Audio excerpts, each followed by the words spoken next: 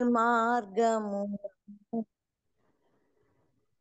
నడిచేదెన్నడు మానవుడా నీవు మారేదెన్నడు దేవుని మార్గమున నడిచేదెన్నడు మానవుడా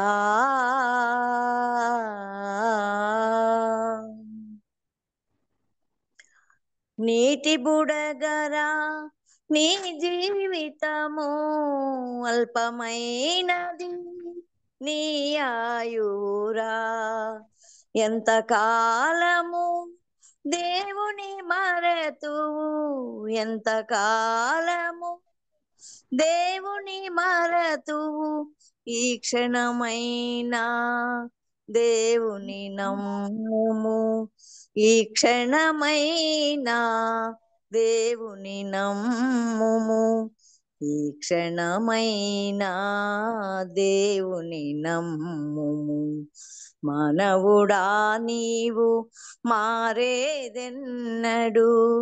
దేవుని మార్గమున నడిచేదెన్నడు మానవుడా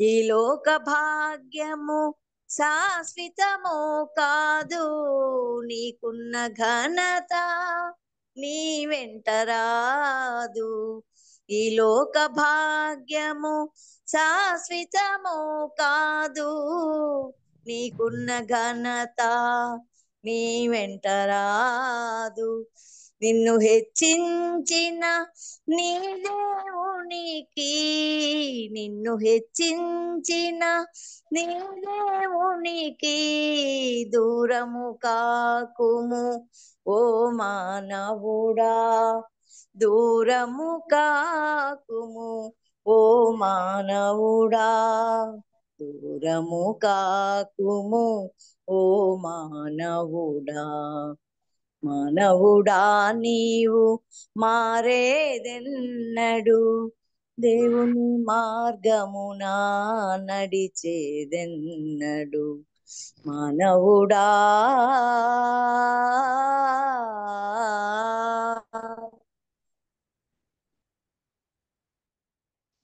లాడే సిలువలో నీ పాపముకై ప్రాణము పెట్టెను నీ రక్షణకై ప్రేలాడే సిలువలో నీ పాపముకై ప్రాణము పెట్టెను నీ రక్షణకై ప్రభు రక్తధారలే నిన్ను శుద్ధి చేయును ప్రభు రక్తధారలే నిన్ను శుద్ధి చేయును పరలోక భాగ్యము నీకిచ్చునురా పరలోక భాగ్యము నీకిచ్చునురా ప్రభు యేసు వైపుకు మళ్ళుము సోదరా ప్రభు యేసు వైపుకు మళ్ళుము సోదరి మానవుడా నీవు మారేదెన్నడు దేవుని మార్గమున నడిచేదెన్నడు మానవుడా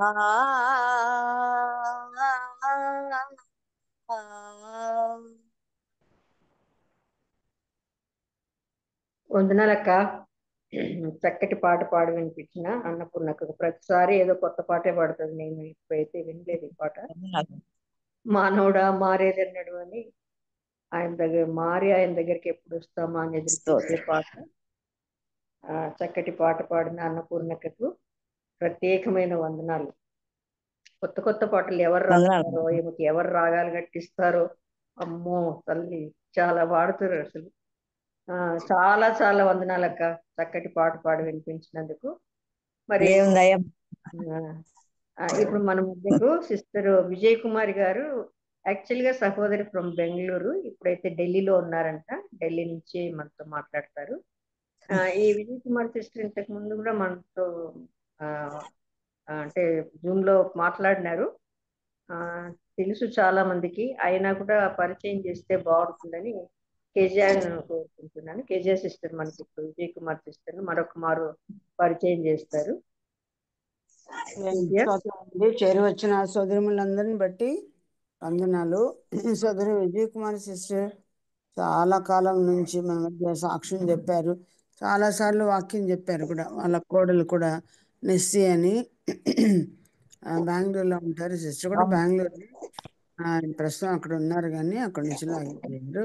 వారి కుమారుడు వాళ్ళ కోడలు కూడా నెస్సి గారు మాట్లాడినారు మనతో కూడా 2 సార్లు కంటే. తర్వాత 2-3 రోజుల తర్వాత నెస్సి కూడా మనతో వాక్య పరిచయం చేస్తారు. వారి కుమారుడు కూడా మరి తను బెంగళూరులో కూడా ఉండినవాడు, తిమోతి గారని. మంచిగా దేవుని సేవ చేసేవాడు, సంఘానికి చాలా పరిచర్యకు సహాయకరంగా ఉండేవాళ్ళు. చక్కగా బోధించగలిగిన సామర్థ్యం కలిగిన బిడ్డ. 2-3 ఏళ్ల క్రితము ప్రభు పిలువగా అని వెళ్ళిపోయారు.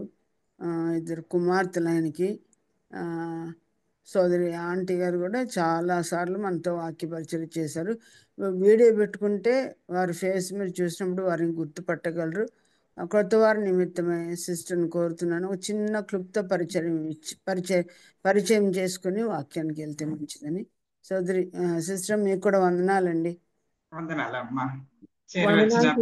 విజయ్ కుమార్ సిస్టర్ వందనాలు. మీ వాయిస్ నాకు చాలా గుర్తుంది. వాయిస్ గుర్తే, ముఖం కూడా గుర్తే కాబట్టి తెలియని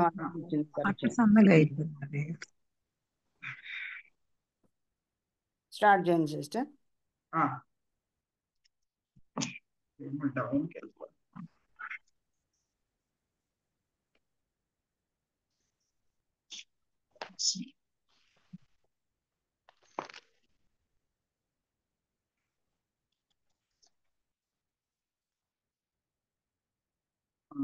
చేరి వచ్చిన ప్రియ సోదరులందరికీ నా వందనాలమ్మా. ప్రత్యేకంగా ప్రేమతో ఆహ్వానించిన కేజీఆర్ సిస్టర్ గారికి మా వందనాలు. ఆహ్వానించినప్పుడల్లా చాలా భయం వేస్తుంది. వాళ్ళందరూ బాగా చక్కగా వాక్యం తెలిసిన వాళ్ళు, నేనేం చెప్పగలనబ్బా అసలు ఏం తల్లో ఉండదు నాకు. ఎవరైనా పిలిచినప్పుడు అట్లే అనిపిస్తుంది. కానీ దేవుడు ఇచ్చిన సమయాన్ని పోగొట్టుకోకూడదని ధైర్యంతో మీ ముందుకు వస్తున్నాను. ప్రభు ఇచ్చిన మంచి సమయం కొరకే మీకు ప్రభుకు వందనాలు చెల్లిస్తున్నాను. మీకు అందరికి కూడా నా యొక్క వందనాలమ్మ. 35వ యెషయా గ్రంథంలో నుంచి 35వ అధ్యాయం చదువుకుందాం. నిజంగా ఎండిపోయినట్లున్నా, వీడుబారినట్లున్న ఎడారి లాంటి మన జీవితాల్లో యుద్ధం చేస్తున్నట్టున్న ఈ దినాల్లో ఈ యొక్క కీర్తన ఎంతో ఆహ్లాదకరంగా మనకు అనిపిస్తుంది. నిజమే, మన భవిష్యత్తు కూడా చాలా ఆహ్లాదకరంగా ఉంది కదా.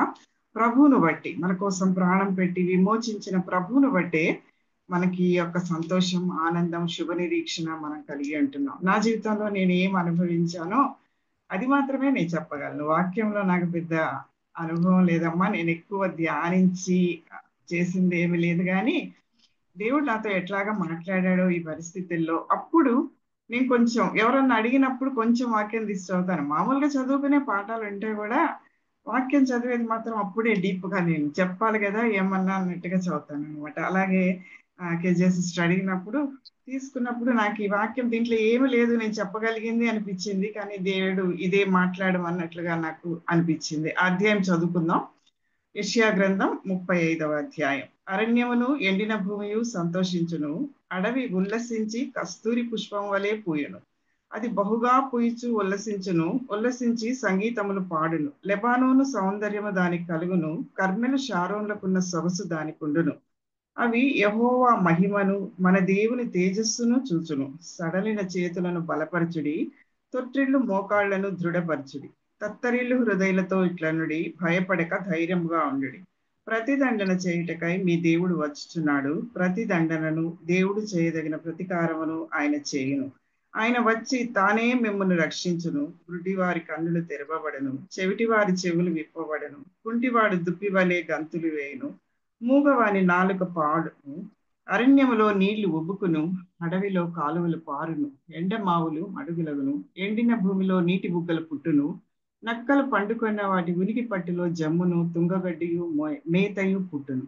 అక్కడ దారిగా ఉన్న రాజమార్గం ఏర్పడును, అది పరిశుద్ధ మార్గం అనబడును, అది అపవిత్రులు పోకూడని మార్గం. దాని మార్గమున పోవు వారికి ఏర్పరచబడును. మూఢులైనను దానిలో నడుచుచు త్రోవను తప్పక ఎందురు. అక్కడ సింహం ఉండదు, క్రూర మృగములు దాని ఎక్కవు, అవి అక్కడ కనబడవు. విమోచించబడిన వారే అక్కడ నడుచుదురు. యెహోవా విమోచించిన వారు పాటలు పాడుచు తిరిగి సియోనుకు వచ్చెదరు. వారి తలల మీద నిత్యానందం ఉండను, వారు ఆనంద సంతోషములు గలవారై వచ్చెదరు. దుఃఖమును నిట్టూర్పును ఎగిరిపోవడం. చిన్న ప్రార్థన చేసుకుందాము.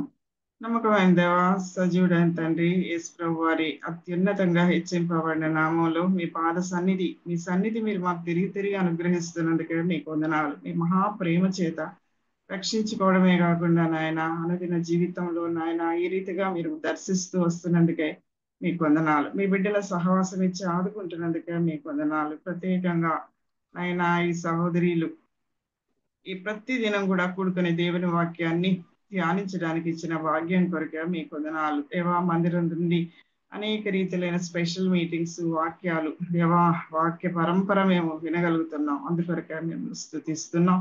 మా సహోదరులకి ఇచ్చిన బాధ్యత భారం కొరకే మీకు వందనాలు, స్తోత్రాలు చెల్లిస్తున్నాం. ఈ దినాన్ని కూడా ప్రభువా మరి నేను కూడా మీ ప్రజలతో కలిసి ఈ రీతిగా వాక్యాన్ని చెప్పుకోవడానికి ఇచ్చిన ధన్యకరమైన సమయం కొరకే మీకు వందనాలు. ఇది మాకు ఆశీర్వాదకరంగా ఉంచండి. మా విశ్వాస జీవితాల్లో సంతోషంతో ఉల్లాసంతో సాగిపోవడానికి మీ కొరకై సిద్ధపరచబడిన దేవా వధు సంఘంగా మేము దేవా మీ కొరకై ఎదురు చూడడానికి కృప చూపించమని యేసు ప్రభు వారి ఘనమైన నామమున స్తుతించి ప్రార్థించి మొదలు పెట్టుకుంటున్నాం తండ్రి. ఆమేన్. అమ్మా, ఇది నేను చదవడానికి ఈ మధ్య దినాల్లో చాలా కష్టమైన పరిస్థితులు గుండా, కష్టం అంటే ఇంట్లో కష్టం కాదు కానీ చుట్టూ ఉన్న పరిస్థితులను బట్టి మనసులో నెమ్మది లేకుండా ఉంటున్న సమయంలో ఏంటి ఆ పరిస్థితులన్నీ ఎలాగున్నాయి, ఏ వైపు చూసినా అరణ్యం లాగా, ఎండిన భూమి లాగా, అంత డ్రైనెస్ కనిపిస్తా ఉంది అన్నట్లుగా అనిపించింది. అదే సమయంలో కొన్ని రోగాల గురించి విన్నప్పుడు ఒక సహోదరి నాకు 174 పేర్లు క్యాన్సర్ పేషెంట్ల పేర్లు పంపించింది. ప్రార్థన చేస్తారా సిస్టర్ అనేసి.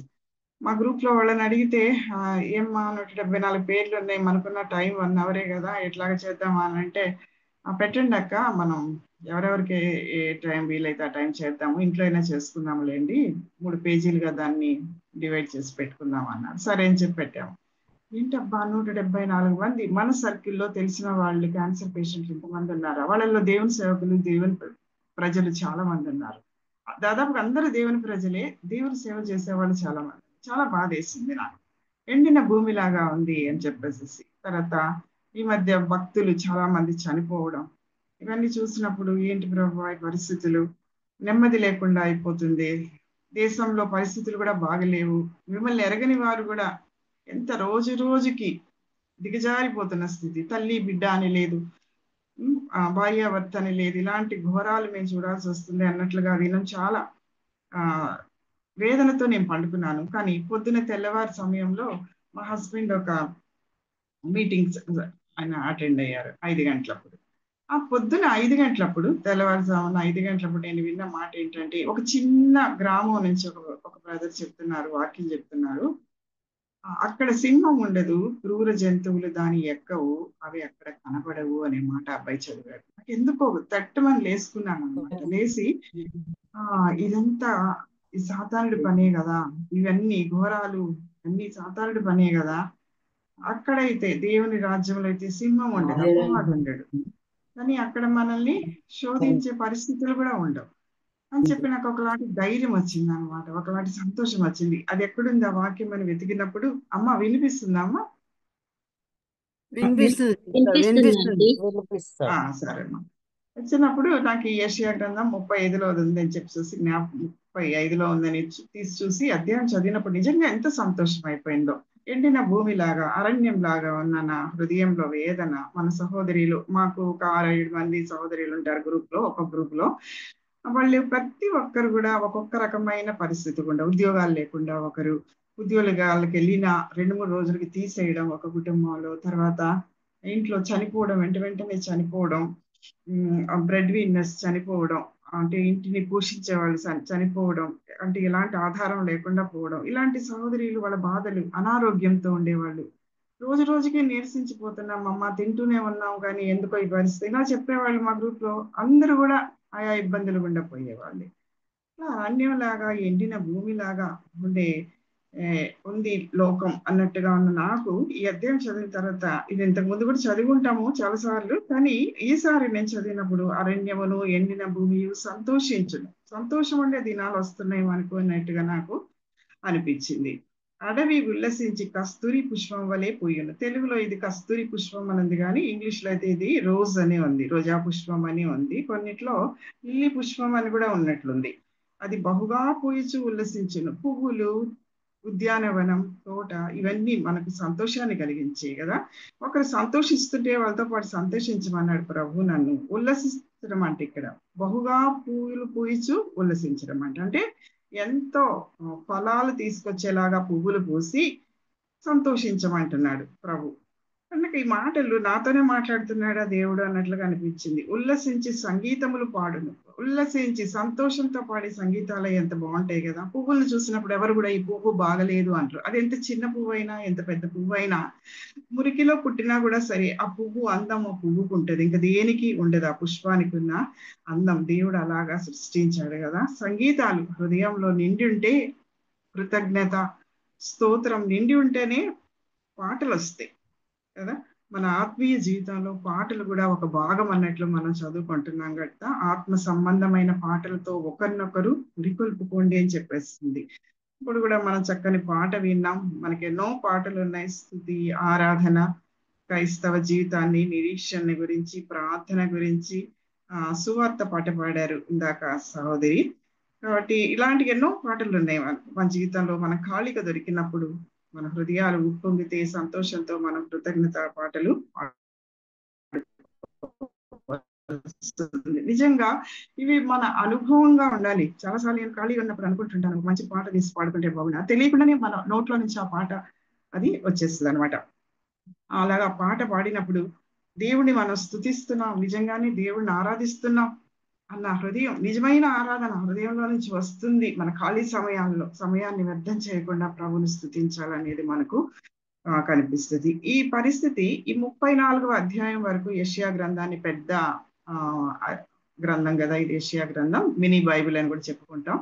66 అధ్యాయాలు ఉన్నాయి, 66 పుస్తకాలకు సరిపోతాయని చెప్పుకుంటాం. 34 వరకు ఇది 34వ అధ్యాయం అంతా ఇది తీర్పు కనిపిస్తుంది మనకు. ఎదోము మీదకి దేవుడు తీసుకొచ్చిన తీర్పు ఎదోము మీదకి మాత్రమే కాదు, కానీ ఇదే తీర్పు బబులోన్ దేశం మీదకి కూడా ఉన్నట్టు మనకు చూస్తాం. ఇది ఇర్మియా కాలంలో, ఎహెజ్కేల్ కాలంలో కూడా వాళ్ళు కూడా దీన్ని ప్రకటించారు. ఎదోము తీర్పు ఎంత భయంకరంగా ఉందంటే, ఆయన శవాలు కంపగొడతాయి ఎదోములో, రక్తం వల్ల కొండలు కరిగిపోతాయి. చాలా భయంకరమైన తీర్పు. ఆయన తీర్పు తీర్చే దేవుడు. ఆయన ప్రజలైనా సరే, ఆయన ప్రజలు కాని వారైనా సరే, ఆయన పాపాన్ని సహించే దేవుడు కాదని చెప్పేసి ఇక్కడ రాయబడి ఉంది. రేయింబగళ్ళు దాని పొగ ఆరకుండా ఉంటది అని అంటాడు. తరతరములకు పాడుగా ఉంటది ఎదోము యొక్క పాపం వల్ల వచ్చిన నష్టము అని చెప్పేసి అంటాడు. చాలా భయంకరమైన విషయాలు మనకి ఇక్కడ కనబడతాయి. కానీ వెంటనే 35వ అధ్యాయంలో ఇలాగా అది స్టార్ట్ చేయడం, అరణ్యమును ఎండిన భూమియు సంతోషించును, అడవి ఉల్లసించి కస్తూరి పుష్పం వలె పూయును. అహుగా పోయిచు ఉల్లసించును, ఉల్లసించి సంగీతములు పాడును. అ పర్ఫెక్ట్ మ్యాన్, ప్రభువారు నిజమైన యథార్థవంతుడైన మనిషి, ఆ పర్ఫెక్ట్ మ్యాన్ వచ్చినప్పుడు ఆయన ఎన్విరాన్మెంట్, లేదంటే మనము మన యొక్క పరిసరాలు ఎలాగుంటాయి అనేది ఈ యొక్క అధ్యాయంలో మనకు కనబడుతుంది. లెబానోను సౌందర్యము దానికి కలుగును, కర్మెలు షారోన్లకున్న సొగసు దానికి ఉండును. లెబానోను కొండ ఉన్నతమైన కొండ. ఆ కొండ ఎప్పుడు కూడా తెల్లగా మంచుతో కప్పబడి ఉంటుంది. ఆ కొండ కింద చెట్లు ఉంటాయంట, కానీ అవి చెట్లు కనిపించమంటారు. తెల్లగానే అది కనిపిస్తుంది. అది పరిశుద్ధతను చూపిస్తుంది, దాని లోపల జీవాన్ని కూడా చూపిస్తుంది. ఎదిగే జీవం, ఫలించే జీవితం అది చూపిస్తుంది. లెబానోను సౌందర్యం, అది చాలా సౌందర్యమైన కొండలు అక్కడ ఉన్నాయని చాలా మంది దాన్ని చూడడానికి వెళ్తుంటారు. మనకు తెలుసు కదా, నా సోదరి ప్రాణేశ్వరి లెబానోను విడిచి రమ్ము అని చెప్పేసి మన వేరే వేరే దగ్గర చదువుతున్నాం. కర్మెల్ షారోన్లకున్న సొగసు దానికి ఉండును. కర్మెల్ పర్వతం అనగానే మనకు ఎలీషా గుర్తొస్తాడు. ఎలీషా అక్కడ దేవుడా లేదంటే దయ్యమా అన్నట్లుగా ఆ దేవతల్ని ఆయన మీద సవాల్ చేస్తాడు. అక్కడ గొప్ప విజయాన్ని పొందుతాడు. అగ్ని దిగి వచ్చిన ఆ యొక్క కర్మెల్ పర్వతాన్ని మనం చూస్తాము. షారోన్లకున్న సొగసు దానికి ఉండును. నిజంగా వీటి అనుభవాలు. షారోను ఆ ప్రదేశం వచ్చి మంచిగా ఫెర్టైల్ పాస్చర్స్ అంట, మంచి పచ్చిక ఆరోగ్యకరమైన పచ్చికలో నిండి ఉంటదంట.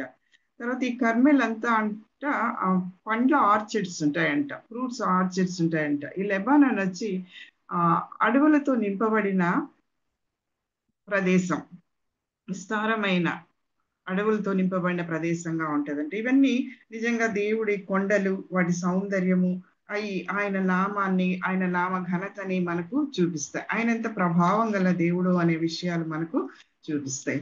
కాబట్టి ఈ యొక్క ప్రదేశంలో అవి యెహోవా మహిమను, మన దేవుని తేజస్సును చూచును. ఈ కొండలు యెహోవా మహిమను, ఆయన తేజస్సును చూస్తాయి అని చెప్పి రాయబడింది అనమాట. కాబట్టి ఇశ్రాయేలీలు గొప్పతనం అన్ని దేశాలకి ప్రవహించినప్పటికీ, ఆ దేశాలు, ఆ రాజ్యాలు ఆశీర్వదించబడినప్పటికీ వాటికి కాదు మహిమ గాని, అంత మహిమ, ప్రభావము, ఎక్సలెన్సీ, ఆయన మంచితనము అవన్నీ కూడా యెహోవా దేవుని నామానికి చెందాల్సి ఉంటుంది. నిజమే, ఇశ్రాయేలీల ద్వారా వచ్చిన ఈ దేశాలకి మహిమ, ఈ ప్రభావం, కానీ పూర్తి మహిమ ప్రభావం యెహోవా దేవుందే అని చెప్పేసి అవి చూస్తాయి. అవి యెహోవా మహిమను, మన దేవుని తేజస్సును చూచును. ఆయన మహిమను, ఆయన తేజస్సును ఆ యొక్క కొండలు, ఆ ప్రదేశాలు చూస్తాయి అని చెప్పి రాస్తున్నాడు. 3వ వచనంలో సడలిన చేతులను బలపరచుడి, తొట్టిల్లు మోకాళ్లను దృఢపరచుడి. నిజంగా ఈ దినాల్లో మన పరిస్థితి కొన్నిసార్లు సడలిన చేతుల్లాగా ఉన్నాయి, ఏమి చేయలేం అన్నట్టుగా ఉన్నాం కదా. మా ఇంటికి సోదరు వచ్చినప్పుడు పాట పడింది, కళ్ళున్నప్పుడు చదవలేకపోయాను, ఇప్పుడు చదవాలనుకుంటున్నాను, చదవలేకపోతున్నాను. కాళ్ళు ఉన్నప్పుడు సేవ చేయలేకపోయాను, ఇప్పుడైతే చేయాలనుకుంటున్నాను, చేయలేకున్నాను అనేసి. నిజమే, ఇప్పుడు ఏమి చేయలేకున్నాం చేతులతో కాళ్ళతో. నిజంగా కేజీఆర్ సిస్టర్ అడిగినప్పుడైతే నేను బాగానే ఉన్నాను. కొంచెం అక్క అడిగిన తర్వాత 2వ రోజే అనుకుంటా నేను ఉన్నట్టుండి అలా కుప్పకూలిపోయాను నడుస్తా. నిజంగా ఏమనిపించిందంటే, అయ్యో నేను అక్కకు మాట్లాడుతానని చెప్పానే, అసలు నడవగలనా లేచి అనిపించింది. కానీ ఏం అవ్వలేదు ఈసారి. నీ క్యాప్ వేసుకొని నడవగలుగుతున్నాను. అట్లాగా తొట్టిల్లు మోకాళ్ళను దృఢపరిచిది. ఎప్పుడు తొట్టిల్లిపోతామో, ఎప్పుడు మనం బలహీన పడతామో అనేది మనకు తెలియకుండానే అవి జరిగిపోతా ఉన్నాయి. కానీ ప్రభు ఏమంటున్నాడంటే, తత్తరిల్లు హృదయాలతో ఇట్లనుడి, భయపడక ధైర్యముగా ఉండుడి. ఇది మా పెద్ద బాబు పుట్టినప్పుడు పుట్టిన 2వ రోజే వాడికి ఫిట్స్ వచ్చే, బేబీ పూర్తిగా బ్లూగా అయిపోయాడు. హాస్పిటల్లో చేర్చాం, డాక్టర్స్ ఏం చేయలేమని చెప్పారు, ఇలాగ ఫిట్స్ వస్తూనే ఉంటాయి అని చెప్పారు. అలాంటప్పుడు నేను ఇంట్లో ఉన్నాను, నేను డెలివరీ అయినాను కాబట్టి, బాలింతను కాబట్టి తీసుకెళ్ళలేదు, అమ్మ తీసుకెళ్లారు. ఇంట్లో ఉన్నప్పుడు నేను విసుగుగా, నాకు వయసు అప్పుడు చాలా చిన్న వయసు, 17 ఏళ్ళు. దేవుని మీద కోపం కాదు కానీ బాధ, తత్తరిల్లిపోయి ఉన్నా అన్నమాట. చిన్న వయసులో బిడ్డనిచ్చాడు దేవుడు, ఎందుకు ఇట్లాగైంది? డాక్టర్స్ ఏం చెప్తున్నారంటే, ఈ బిడ్డ లైఫ్ లాంగ్ ఇట్లా ఫిట్స్తోనే ఉంటాడు, పిచ్చిగా కూడా ఉండొచ్చు, మెంటల్ గా కూడా ఉండొచ్చు, ఈ ఫిట్స్ బ్రెయిన్ కి సంబంధించిన ఫిట్స్ అని చెప్పారు. అలాగైతే ఎలాగ ప్రభు, పిచ్చిగా అంటే లైఫ్ లాంగ్ మేము వాడిని భరించగలమా అని చెప్పేసి నేను ఇంట్లో విసుగ్గా తల దగ్గర బైబిల్ పెట్టిపోయింటే మా అమ్మ తీసినప్పుడు నాకు ఈ వాక్యం వచ్చింది, తత్తరిల్లు హృదయులతో ఇట్లనుడి, భయపడక ధైర్యముగా ఉండు.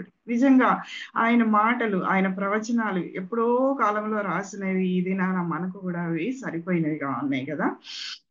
ఆ దినాల్లో ఇశ్రాయేలీల ఎదోమీయుల చేత బాధపడుతున్నప్పుడు దేవుడు వాళ్ళకి ఇచ్చిన వాగ్దానం, ధైర్యం ఏంటంటే, తత్తరిల్లు హృదయాలతో ఇట్లనుడి, భయపడక ధైర్యంగా ఉండండి అని చెప్పాడు.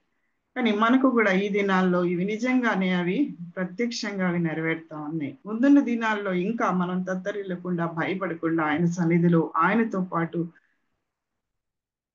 జీవించడానికి మనకు అవి సహాయం చేస్తాయి. పూర్తి ధైర్యంతో, సంతోషంతో మనం ఆయనతో పాటు మనం సహవాసం చేయగలం రాగల దినాల్లో. లేదంటే ఆ మెస్సియా ప్రభు మిలీనియం ఏజ్ లో సంఘం ఎత్తబడిన తర్వాత మనం అలాగా ఆయనతో పాటు రాజ్యం చేయగలం. ఈ మాట చదివినప్పుడు నాకు ఎంతో ధైర్యం వచ్చింది, కానీ పరిస్థితి అయితే ఏం బాగలేదు.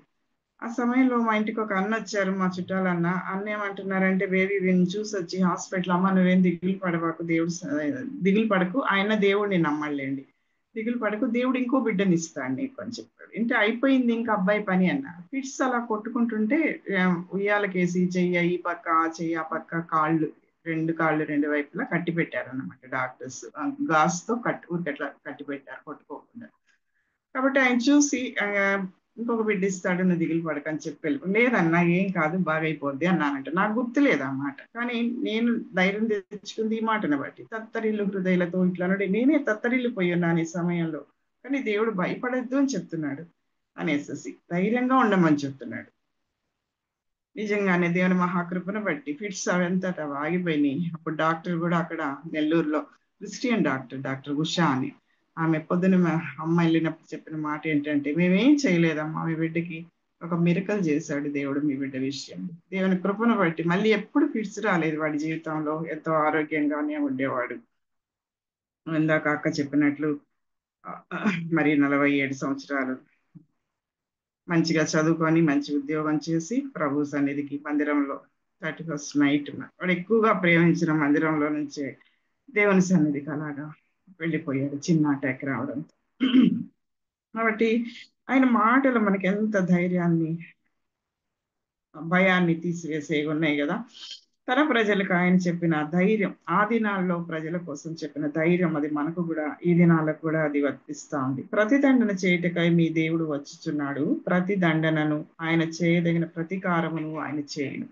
నిజంగా ఆయన ప్రతిదండన చేసే దేవుడు కదా. ఏదో మీలకు ప్రతిదండన చేస్తానని చెప్పాడు, అలాగే ఆయన ప్రతిదండన చేసేవాడు. ఆయన ప్రజలకైతే ఆ ఇశ్రాయేలు ఐశ్వర్యము దాని సరిహద్దులు దాటి ప్రపంచమంతటా వ్యాపిస్తుందని చెప్పి మనం ఈ దినాల్లో చెప్పుకోగలం కదా. ఆయన యొక్క ఐశ్వర్యం, ఇశ్రాయేల్ యొక్క ఐశ్వర్యం, ఆయన ఇశ్రాయేల్లో వంకరతనం చూడలేదంట. ఇశ్రాయేల్ యాకోబులో వంకరతనం లేదా అంటే ఉన్నాయి, కానీ దేవుడు చూసినప్పుడు ఆ వంకరతనం ఆయనకు కనుగొనలేడు. అంటే ఆయన పూర్తిగా మొదటి నుంచి ఆఖరి వరకు చూడగలిగిన వాడు కాబట్టి ఆ యాకోబులో వంకరతనం లేదు అని చెప్పేసి ఆయన అంటాడు. పర్ఫెక్ట్ మ్యాన్ గా యాకోబుని ఆయన చూశాడు. యాకోబు నిజంగా యథార్థవంతుడిగా జీవించాడు అని చెప్పేసి ఆయనకి యెషూరన్ అని పేరు కూడా ఇచ్చాడు కదా దేవుడు. కాబట్టి మన జీవితాల్లో ప్రభువుని అంగీకరించాం, మనం అంతకంతకు ఎదగవలసిన వారంగా ఉన్నాం. యాకోబు ఎలాగా ఇశ్రాయేలుగా అయ్యాడో, ఇశ్రాయేలు ఎట్లాగా యెషూరునుగా అయ్యాడో, అలాగా మనం ఎదగవలసిన వాళ్ళంగా ఉన్నాం. దేవునితో పోరాడి గెలిచాడు, ఆ తర్వాత యథార్థవంతుడిగా ఆయన యెషూరు అనే పేరు పెట్టుకున్నాడు. ఈ ఐశ్వర్యం ఇశ్రాయేలు ఆయనలో నుంచి వచ్చిన 12 గోత్రాలు ఆ ఐశ్వర్యము వాళ్ళ సరిహద్దులు, వాళ్ళ బౌండరీస్ దాటి నిజంగా ప్రపంచం అంతటా వ్యాపించాయని చెప్పి మనం చెప్పుకోవచ్చు.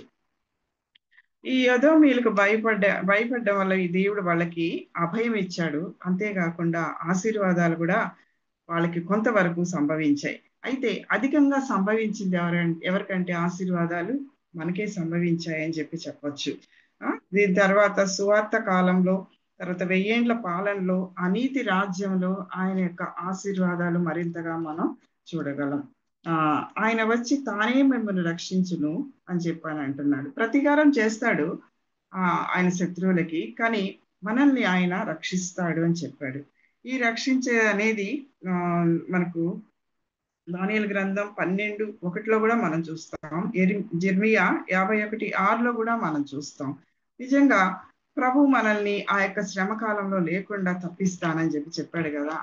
ఈ దినాల్లో కష్టాలే, ఈ చిన్న చిన్న ఇబ్బందులే మనం పడలేకపోతే ఆ శ్రమ కాలంలో శ్రమలు ఎలా తప్పించుకోలేము అన్నట్టుగా ఉన్నాయి. కానీ ప్రభు మనకిచ్చిన వాగ్దానం, ఆయన వచ్చి తానే మిమ్మల్ని రక్షించును. తర్వాత 5-6 వచనాలు, ఇవి ప్రవచనాలన్నీ వరుసగా లేవు, కానీ ఈ ప్రవచనాల్లో అర్థం నాకు తెలియదు. కానీ నేను ఆలోచించినప్పుడు నాకు కనిపించింది ఏంటంటే, గురుడి వారి కన్నులు తెరవబడును. నిజంగా యేసుప్రభు వారి భూమి మీద ఉన్నప్పుడు, అప్పటికి ఇంకా రాలేదు, యెషయా ప్రవచించాడు ఆయన వస్తాడనేసి. ఆశ్చర్యకరుడు, ఆలోచనకర్త, బలవంతుడైన దేవుడు, నిత్యుడగు తండ్రి, సమాధానకర్తగా అధిపతి వస్తాడు. కన్యక గర్భవతి అయి కుమారుని కనును. ఆయన శ్రమలు వర్ణించాడు 53వ అధ్యాయంలో.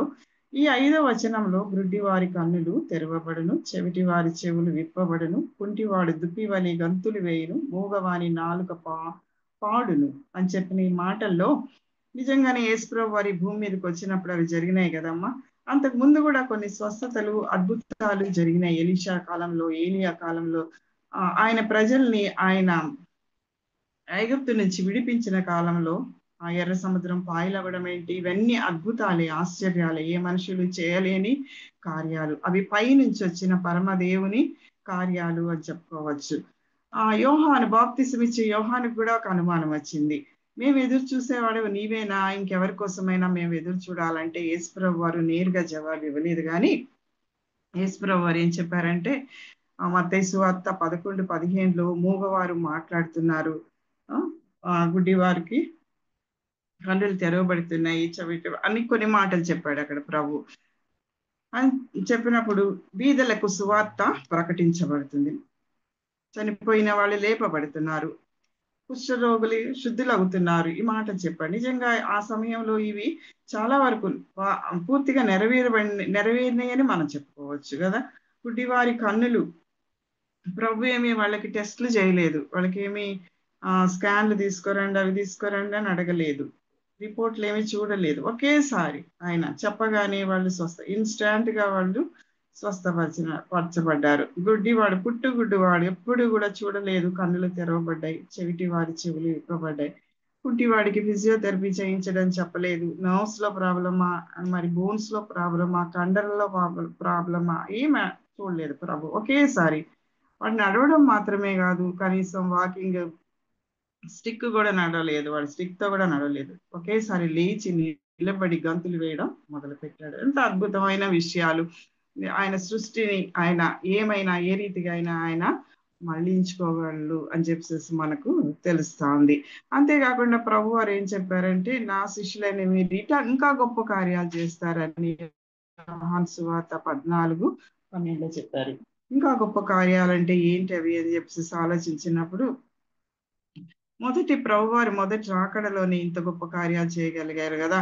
ఆయన శిష్యులు లేదంటే 2వ రాకడలో ప్రభు ఇంకా గొప్ప కార్యాలు చేస్తాడు అన్న మాటలు మనకు తెలుస్తాయి. నిజంగా కన్నులుండి లోకాన్ని చూస్తూ లోకాన్ని ఆనందించేదానికంటే కన్నులు తెరవబడి, మనోనేత్రాలు తెరవబడి వాళ్ళు సాగడం ఎంతో మంచిది కదా. చెవి సత్యానికి ఒగ్గాలి, చెవి సత్యానికి ఒక్కకుండా లోకంలో విషయాలు మాత్రమే విని వాటిల్లో మంచిగా ఉన్నాం, మేము డీసెంట్గా ఉన్నాం, ఎవరికి ఇబ్బంది కలిగించట్లేదు అనుకుని సాగిపోయేదానికంటే సత్యానికి చెవి యొగ్గి దాన్ని అనుసరించి అర్థం చేసుకొని పోవడం మంచిది. 4 స్తుతులు పాడడం మంచిది కదా. ఏయో మాటలు, అనవసరమైన మాటలు మాట్లాడడం కంటే 4 ఉంది, మూగవాళ్ళుగా ఉన్నామనంటే దేవుని విషయాల్లో ఏమాత్రం మనకు చెప్పడానికి వీలు కాదన్నమాట. 4 స్తుతులు పాడడం, దేవుని విషయాలు వివరించడం అనేది ఎంత గొప్పది. ప్రభు వారు లాజర్ని లేపారు, యాయిరు విధవరాలి కుమారుణ్ణి లేపాడు, నాయిని విధవరాలి కుమారుణ్ణి లేపాడు, ఒక పాపని విధవరాలి కుమారుని లేపాడు, ఒక పాప లేపాడు కదా. కానీ వాళ్ళు కొంతకాలం బ్రతికి తర్వాత చనిపోయారు. కానీ వాళ్ళు బ్రతికిన జీవితం ఉండిందంటే ప్రభుని కనపరిచేదిగా ఉండింది వాళ్ళ జీవితం. ఆ యొక్క సేన దయ్యంలో పట్టిన వాడు కూడా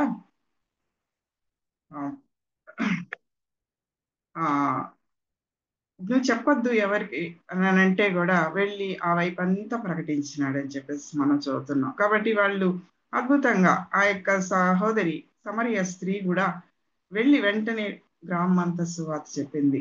వాళ్ళు స్వస్థ బుద్ధి కలిగి జీవించారు అని చెప్పేసి మనం చెప్పుకోగలం. అలాగా నిజంగా ఈ కొద్ది జీవితంలో ప్రభువుని అనుసరించడానికి, వెంబడించడానికి ప్రభు వాళ్ళకి సహాయం చేశాడు. నిత్య జీవం కలిగిన వారంగా నిత్యం ఆయనతో జీవించడానికి ప్రభు మనకి ఇచ్చిన ఈ కృపలన్నీ అంటే ఎంత గొప్పది కదా అది.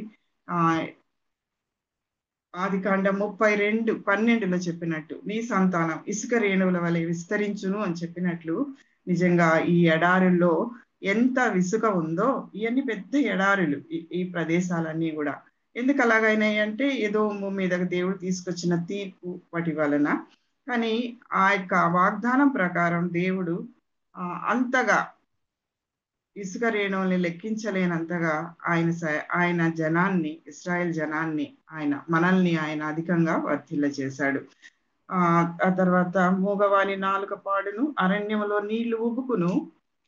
ఇవన్నీ మనం నిర్గమకాండంలో జరిగినట్టు మనం చూస్తాం కదా. అడవిలో కాలువలు పారును, ఎండమావులు మడుగులగును, ఎండిన భూమిలో నీటి బుగ్గలు పుట్టును, నక్కలు పండుకొని వాటి ఉనికి పట్టులో జమ్మును తుంగగడ్డియు మేతయు. ఒకప్పుడైతే మంచి మనుషులతో నిండిపోయిన ప్రదేశం దేవుని తీర్పుకు లోనై ఇలాగా ఎండమావుల్లాగా, ఎండిన భూమిలాగా, చవటి పర్రలాగా, ఊరికే అక్కడ నక్కలు పండుకునే స్థలం లాగా అయిపోయింది. కానీ అక్కడ మనుషులు లేకుండా పోవడం వల్ల, దేవుని తీర్పు వల్ల అది జమ్ము, తుమ్మగడ్డి, మేత అక్కడ పుడుతుంది అని చెప్పేసి రాయబడింది. ఈ యొక్క పూర్తి నెరవేర్పు ఎక్కడ అనేది మనకు తెలియదు, కానీ ఆ ప్రదేశాలు అలాగా నీళ్లు లేని ప్రదేశాలు తిరిగి మడుగులవుతాయి అని చెప్పేసి దేవుడు చెప్పాడు. అవి మనం నిర్గమకాండంలో చాలా వరకు వాటిని చూస్తాం కదా. 8వ వచనంలో అక్కడ దారిగా ఉన్న రాజమార్గం ఏర్పడును. అక్కడ దారిగా ఉన్న రాజమార్గం ఏర్పడుతుందంట. ఒక కింగ్డమ్ కి పూర్తి వైభవం రావాలంటే ఆ దేశాలు, లేదంటే ఆ దేశం, ఆ కింగ్డమ్ గొప్పగా చేయబడాలంటే దానికి రాజమార్గాలు ఉండాలి. హైవేస్ అంటాం కదా, వాటిని నిర్మించుకుంటారు. అలాగా ఆ దేశంలో ఉన్నతమైన పొజిషన్ లో ఉండేవాళ్ళు నిర్మించుకుంటారు. అప్పుడు ఇతర దేశాలకి, ఇతర ప్రాంతాలకి వెళ్ళడానికి, వాళ్ళతో వ్యాపారం చేయడానికి, ఆ నాగరికత నేర్చుకోవడానికి, తర్వాత చదువులు అవి ఎక్కువ ఏ ప్రదేశంలో ఉన్నాయో అక్కడికి పిల్లల్ని పంపించి చదువుకోవడానికి వీలవుతాయి. కాబట్టి రాజమార్గాలు అనేవి చాలా అవసరం. మన ప్రభు యొక్క రాజమార్గాలు ఇక్కడ ఈ యొక్క యెషయా గ్రంథంలో 4 రాజమార్గాల గురించి చెప్పాడు. యెషయా 11:16లో, 19:23లో, 35:8లో, 43లో. ఇక్కడ మనం చదువుతున్న రాజమార్గం ఏర్పడుతుంది. అది పరిశుద్ధ రాజమార్గం అని చెప్పేసి అంటున్నాడు.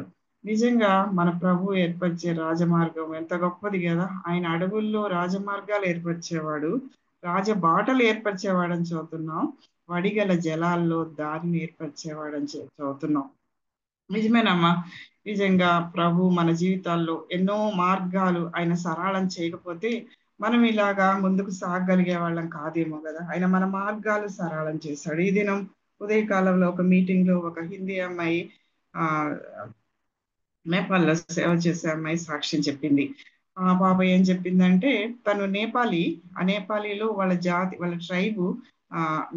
ట్రైబ్ లో అమ్మాయిలు ఎవ్వరు చదువుకోరంట. చదువుడానికి పంపించారంట, అసలు బయటికి పంపించారంట అమ్మాయిల్ని.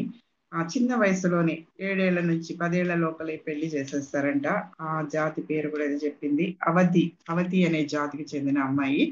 కానీ ఆ అమ్మాయి వాళ్ళ అమ్మమ్మ గారి దగ్గర ఉండడానికి వీలైంది. ఏమంటే వాళ్ళ ఇంట్లో 5 మంది అమ్మాయిలు పుట్టారు, అబ్బాయిలు పుట్టలేదని చాలా నిజంగా వాళ్ళ నాన్న ఫీల్ అయ్యేవాడు అనమాట. అబ్బాయిలు లేకుంటే వాళ్ళకి ఇంకా లైఫే లేదన్నమాట. కాబట్టి వాళ్ళ అమ్మ కాన్పుల కోసం ఢిల్లీ వచ్చేది. వాళ్ళ అమ్మమ్మ ఢిల్లీలో పనులు చేసుకునేవాళ్ళు, స్వెటర్స్ అవి చేసుకునేవాళ్ళు. వచ్చినప్పుడు ఈ అమ్మాయి 5 మంది అమ్మాయిలు కదా, ఈ అమ్మాయినన్నా మనం ఇక్కడ ఉంచుకొని చదివిద్దాము, అక్కడైతే చదవడానికి వీలు లేదు నేపాల్లోని ఉంచుకున్నారంట. ఈ అమ్మాయి పేరు మీరా. ఈ అమ్మాయి వచ్చినప్పుడు గవర్నమెంట్ స్కూల్లో చేర్పించారు వాళ్ళ అమ్మమ్మ. చేర్పించినప్పుడు చాలా చిన్న ఇల్లు, చాలా మంది మనుషులు, మామలు అందరు ఉండేవాళ్ళు, వాళ్ళు తాగేవాళ్ళు. ఒకసారి వాళ్ళ అమ్మమ్మ చేతిలో ఒక ఫోటో చూస్తుందంట. ఇదేంటి ఫోటో అంటే పూజలు అవన్నీ చాలా ఉండేయంట. ఈ అమ్మాయికి చాలా క్వశ్చన్స్ ఉన్నాయంట. ఎవరు అసలు దేవుడు, ఎవరిని పూజ చేయాలి, ఇలాగ అమ్మాయి ఆలోచించేదంట. అడిగితే వాళ్ళు తిట్టేవాళ్ళంట, నీకెందుకు ఇవన్నీ అవసరం లేదు కదా, నువ్వు గమ్మనుండు అనేసి. ఈ అమ్మాయి ఏం చేస్తుందంటే, వాళ్ళ అమ్మమ్మని అడిగినప్పుడు ఒకసారి ఎవరిది ఫోటో అనేసి చనిపోవాలని ఒకసారి ఒక రోడ్డు మీదకి వెళ్ళిపోయి నిలబడిందంటే, ఎందుకు, నేను ఊరు వెళ్ళానంటే నాకు పెళ్లి చేసేస్తారు, ఇక్కడ ఉన్నానంటే మామయ్య వాళ్ళు తాగుతున్నారు, ఉండద్దు ఇక్కడ అంటున్నారు, కాబట్టి నేను చనిపోతాను, ఇంట్లో ఉండి ఏమైనా చేసుకుంటే మామయ్య వాళ్ళకి చెడ్డ పేరు వస్తుందని రోడ్డు మీద నిలబడితే ఆ వెహికల్సే రాలేదంట 10 నిమిషాల వరకు. ఆ రోడ్డు మీద బాగా బిజీగా ఉండే రోడ్డు మీద వెళ్ళిందంట, రాలేదు. కాబట్టి ఇంటికి వచ్చేసింది.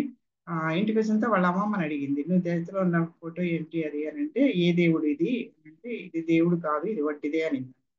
తర్వాత అసలు ఎవరు నిజమైన దేవుడు అని అంటే యేసు ప్రభువే నిజమైన. వాళ్ళ అమ్మమ్మ రహస్యమైన క్రైస్తవురాలంటే గాని ఎవరికి చెప్పలేదంట ఆమె యేసు ప్రభు దేవుడు అన్న విషయం బయటికి వస్తే ఆమెకి ఇంట్లో చాలా కష్టాలు ఉంటాయి అనేసి చెప్పలేదంట. 10th అయిపోయింది. నువ్వు వచ్చేయాలి, పెళ్లి చేసేయాలి. నీ ఇంట్లో వాళ్ళు తొందర పెట్టారు. ఎంతో బాధతో, వేదనతో అమ్మమ్మతో పాటు నేపాల్ బయలుదేరింది. వాళ్ళు క్రాస్ చేస్తుండగా, మన ఇండియా బార్డర్ క్రాస్ చేస్తుండగా ఆ అమ్మాయికి ఒక పెద్ద మిషన్ హాస్పిటల్ కనిపించింది. ఆ వాక్యాలు చాలా బాగున్నాయి తను చదవడానికి. ఆమెకి వాళ్ళ అమ్మమ్మ చెప్పినట్టు ప్రార్థన చేసుకోవడం అయితే తెలిసింది కానీ బైబిల్ చదవాలి, చర్చికి వెళ్ళాలి ఏం తెలియదు. ఏమంటే వాళ్ళ అమ్మమ్మ కూడా ఎక్కడికి వెళ్ళదు. అమ్మాయికి ఎవరు అక్కడ హెల్ప్ చేసేవాళ్ళు లేరు దేవుని విషయాలు చెప్పారు. ఆ వాక్యాలు చదువుకుంటూ వెళ్తుంది. సంతోషం అనిపించింది. ఇదేంటి ఇంత పెద్ద బిల్డింగ్ అనేసి. వాళ్ళ ఊరు వెళ్ళిన తర్వాత వాళ్ళ ఊర్లో వాళ్ళు చెప్పిన విషయం ఏంటంటే, నీకు రేపటి దినం పెళ్లి కావాలి, కానీ నీ పెళ్లి నీ అబ్బాయి వైపు వాళ్ళు క్యాన్సిల్ చేశారు అని చెప్పారంట. అబ్బా ఎంతో సంతోషం వేసింది అమ్మాయికి. ఊరు వస్తే పెళ్లి చేసుకోవాలనుకున్నాను, దేవుని ద్వారా తగ్గిపోయింది అని చెప్పి సంతోషం వేసింది. ఆ సమయంలో వాళ్ళ అమ్మమ్మ పెద్దమ్మ ఇంటికి వెళ్దామని తీసుకెళ్ళిందంట. వాళ్ళ పెద్దమ్మ ఇంట్లో ఒక గ్రూపు డెహ్రాడూన్ నుంచి ఒక క్రిస్టియన్ గ్రూప్ వచ్చినారంట. మెడికల్ ఏమంటారు అది, మెడికల్ క్యాంప్ లాగా. వాళ్ళలో ఆశ అనే ఒక సిస్టర్ ఈ అమ్మాయిని చూసి నీతో కొంచెం మాట్లాడాలా అని చెప్పిందంట. 3 రోజులు ఈ అమ్మాయి అక్కడ ఉండిందంట పెద్దమ్మ ఇంట్లో. ఆ 3 రోజులు వాళ్ళు కూడా వాళ్ళ పెద్దమ్మ ఇంట్లోనే దిగారంట. ఆమె సువార్త క్లియర్ గా చెప్పిందంట ఈ అమ్మాయికి. చెప్పినప్పుడు ఈ అమ్మాయి వెంటనే ప్రభువుని అంగీకరించింది. ఆ 3 రోజుల్లోనే అంగీకరించింది. కానీ నువ్వు బయటికి రావడం చాలా కష్టము, చదివించడానికి మీ వాళ్ళకి ఇష్టం లేదు, పంపరు, ఏం చేస్తావు, కానీ నేను ప్రార్థన చేస్తాను నీకోసం, నువ్వు కూడా ప్రార్థన చేయమ్మా అని చెప్పి అమ్మాయి ఆశ వెళ్ళిపోయిందంట. వెళ్తూ తను ఆ నేపాల్ బార్డర్ దాటుతూ ఉన్నప్పుడు ఆమెకు అక్కడ స్కూల్ కనిపించిందంట. స్కూల్ కనిపించినప్పుడు నేపాల్ బార్డర్ దగ్గర స్కూల్ కనిపించినప్పుడు లోపలికి వెళ్ళి అడిగిందంట, ఇక్కడ ఒక అమ్మాయి ఉంది ప్రభుని నమ్ముకొని, మీరేమన్నా సహాయం చేయగలరా అమ్మాయికి అని చెప్పి అడిగినప్పుడు అక్కడ ప్రిన్సిపల్ అమ్మాయిని రప్పించండి అని చెప్పిందంట. అప్పుడేం ఫోన్స్ లేవు కదా, దాదాపు ఒక 40 years బ్యాక్ ఫోన్స్ లేవు. అప్పుడు ప్రిన్సిపల్ ఒక మనిషిని పంపించిందంట ఈ గ్రామానికి, ఈ అమ్మాయి ఉండే గ్రామానికి పంపించి ఈ అమ్మాయిని రమ్మని చెప్పిందంట. కానీ అమ్మాయిల్ని బయటికి పంపించారు కదా వాళ్ళు. కానీ వాళ్ళ దేవుడు ఎలా కార్యం చేశాడంటే, వాళ్ళ నాన్న నువ్వు పోవచ్చు కానీ పెళ్లి చేసుకొని పోవాలి, పెళ్లి చేస్తాం తర్వాత పోవాలి. వాళ్ళ పెళ్లి 3 రకాలుగా ఉంటుందంట, 3 స్టెప్పుల్లో. మొదటి స్టెప్ చేసుకొని వెళ్ళిపో, తర్వాత 2వ స్టెప్. సరే ఒక చదువుకున్న అబ్బాయి ఉన్నాడంట, అబ్బాయి కూడా చదువుకున్న అమ్మాయి కావాలన్నాడంట. ఈ అమ్మాయి 10 వరకు చదివింది కదా, ఆ అబ్బాయి 12th ఏమో చదువుతున్నాడంట. అప్పుడు అబ్బాయి సెలవులకు వచ్చి ఉండడం వల్ల వెంటనే వాళ్ళు ఏదో పూజలు చేసి పెళ్లి అయిపోయింది అని అంటారంట. పూజలు చేసేస్తారంట, అబ్బాయి చదువుకోవడానికి వెళ్ళిపోయాడంట. ఈ అమ్మాయి ఏమో ఎట్లయినా నేను చదువుకోవాలి కదా అనేసి అట్లయినా పెళ్లి ఒప్పుకుంటే చదువుకొని ఇస్తారని చెప్పేసి ఓకే అనింది అనమాట. 3వ పెళ్లి అయితే గాని, అంటే 3వ స్టెప్ పెళ్లి అయితే గాని వాళ్ళకి పెళ్లి అయినట్టు కాదు. అప్పుడే అమ్మాయి అబ్బాయి ఒక ఇంటికి వెళ్తారు. అరే వచ్చేసింది ఇక్కడికి, ప్రిన్సిపల్ కి చెప్పింది పరిస్థితి అంతా. ఆమె ఏమనిందంటే, నువ్వేమి ఇక్కడ ఫీజు ఏమి చెల్లించద్దమ్మా, నువ్వు వచ్చి చదువుకో, నేను నీ అవసరాలన్నీ నేను తీరుస్తానని చెప్పి. చాలా ఆశ్చర్యం వేసిందంటే, మరి ఆ దేవుడు నాకు ఎట్లా సాయం చేశాడు, నేను ప్రార్థన చేసుకున్నాను, దేవుడు నాకు సాయం చేశాడు అని చెప్పి సంతోషపడిందంట. అక్కడే ఉండింది. ఆ డిగ్రీ 2nd year చదివేటప్పుడు ఈ అబ్బాయి మళ్ళీ వచ్చాడు.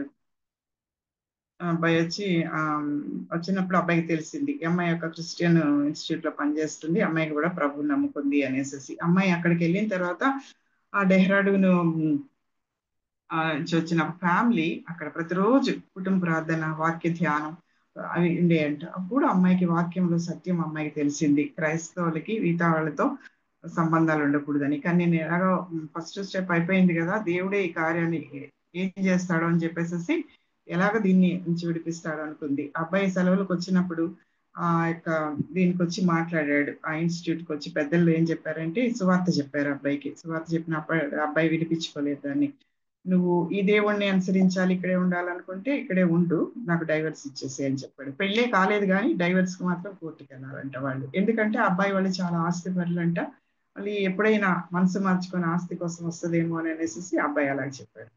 కాబట్టి ఈ అమ్మాయి అలాగే ఒప్పుకుందంట డైవర్స్ ఇవ్వడానికి, కోర్టుకు వస్తానని చెప్పేసి. వాళ్ళ నాన్నని వాళ్ళు ప్రెస్ చేయలేదు, వాళ్ళ నాన్న కూడా ఏం అనలేదు, లేదు నువ్వు పెళ్లి చేసుకోవాలి వచ్చేయాలని. వాళ్ళ ఊర్లో వాళ్ళు మాత్రం చేసి చాలా నీచమైన పని చేస్తున్నావు, అని చెప్పి చాలా తిట్టారంటే, ఎంతో ఇబ్బంది పెట్టారు అమ్మాయి. నువ్వు గ్రామంలోకి వచ్చావంటే చెప్పులన్నీ దండగా చేసి నీ మెల్ల వేస్తాం, ఊరేగిస్తాం, ఎన్నిట్లో భయపెట్టారంటే. కానీ దేవుడు ఏమి జరగకుండా అమ్మాయికి సాయం చేశాడు. కోర్టుకెళ్ళి తను అక్కడ ఇది డైవర్స్ ఇచ్చేశారు. కోర్టుకెళ్ళిన వెంటనే ఈ అమ్మాయికి అబ్బాయికి ఎలాంటి ఆస్తుల్లో సంబంధాలు లేవని. కాబట్టి అమ్మాయి అక్కడ చదువుకోవడానికి వీలైంది. ఇది జరిగిన కొన్ని దినాలకి మన ఆంధ్ర నుంచి కమల్ అనే ఒక అబ్బాయి వెళ్ళడం జరిగింది నేపాల్కి. అబ్బాయి సాఫ్ట్వేర్ ఇంజనీరు, మా పెద్ద అబ్బాయితో పాటు. కానీ ఉద్యోగానికి రాజీనామా ఇచ్చి సేవకు పిలుస్తున్నాడు దేవుడు అని చెప్పేసి వెళ్ళాడు. వెళ్ళినప్పుడు నేపాల్లో సేవకి ప్రత్యేకంగా దేవుడు పిలుస్తున్నాడు అన్నట్టుగా వెళ్ళాడు. నేపాల్లో వెళ్ళినప్పుడు వాళ్ళ పెద్దలు అక్కడ చూసి మాట్లాడి ఆ సంబంధాన్ని కుదిరించారు. కాబట్టి ఈ రాజమార్గాలని ఎలాగున్నాయి, దేవుడు మన కోసం ఎక్కడో పుట్టిన పిల్ల, అసలు వాళ్ళ ట్రైబ్ లోనే ఆడపిల్లల్ని చదివించే ఇది లేదు ఆ దినాల్లో. కానీ ఆయన మార్గాలు ఎంత అగమ్యములు కదా, ఆయన మార్గంలో ఎంత ఆశ్చర్యం కదా అని చెప్పి అనిపించింది అమ్మాయి సాక్ష్యం చెప్పేటప్పుడు. ఇలాగ ఎన్నో సాక్ష్యాలు ఉన్నాయమ్మా. ఆయన మన కొరకు ఏర్పరిచిన మార్గం అది రాజమార్గం. అక్కడ దారిగా ఉన్న రాజమార్గం ఏర్పడను, అది పరిశుద్ధ మార్గం అనబడను. నిజంగా అది పరిశుద్ధ మార్గం కదా. పరిశుద్ధ మార్గం కాబట్టి అపవిత్రులు దాంట్లో పోకూడని మార్గం. అపవిత్రులు పోలేరు అసలు దాంట్లోనికి. ఇది పరిశుద్ధ మార్గం. అందుకని ఆ పరిశుద్ధ మార్గం కాబట్టి అందరూ దాంట్లో పోలేరు.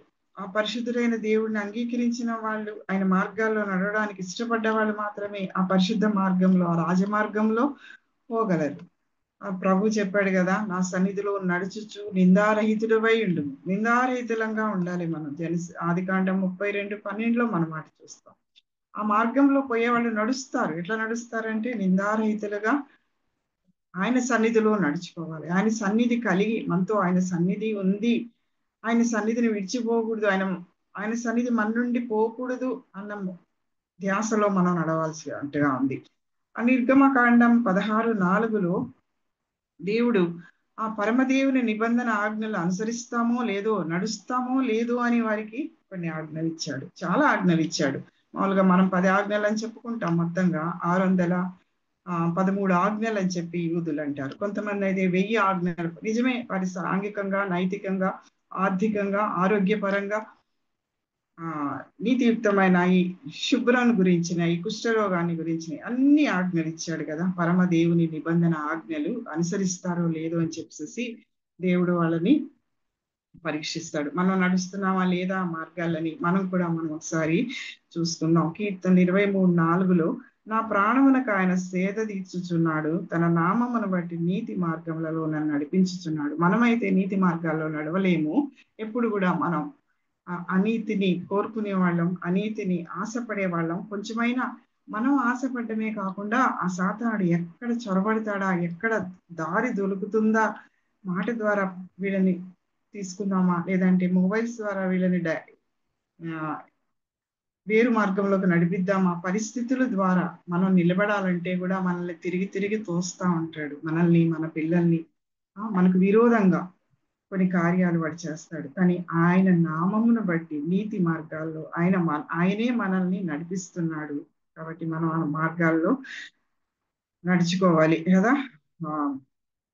నేను యథార్థవంతుడినై నడుచుకొంచున్నాను అని చెప్పేసి అంటాడు. తన నామమును బట్టి నేను యథార్థవంతుడినై నడుచుకుంటున్నాను అని చెప్పేసి అంటాడు. ఆయన మార్గాల్లో నడుచుకోవడం అనేది చిన్న సంగతి కాదమ్మా. ఈ దినాల్లో మరి ముఖ్యంగా క్రైస్తవులంగా మనం ఎన్నో విడిచిపెట్టాల్సి ఉంటుంది.